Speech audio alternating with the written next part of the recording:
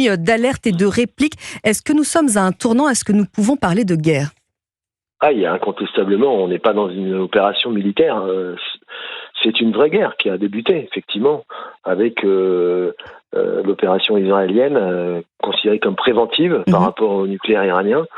Et effectivement, ça prend la dimension d'une véritable guerre avec un risque d'escalade assumé de part et d'autre, et effectivement une exposition des populations civiles qui est majeure. Est-ce que on peut imaginer qu'Israël considère qu'elle joue sa survie, David Rigoulet-Rose, parce que l'armée israélienne d'ailleurs annonce qu'elle va attaquer de nouvelles cibles à Téhéran. Téhéran brûlera, a dit même le ministre israélien de la Défense il y a quelques minutes à peine.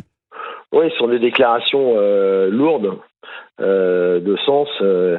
Ça fait référence aux frappes qui ont visé les civils israéliens.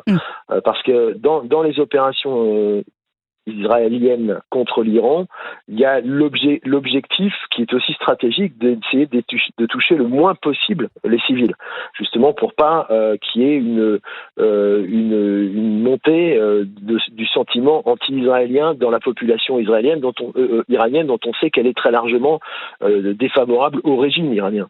Donc c'est très compliqué, mais là manifestement pour les Israéliens et notamment pour le ministre Israël Katz, c'est une ligne rouge et on est dans une logique d'inflation, d'escalade qui est effectivement très dangereuse.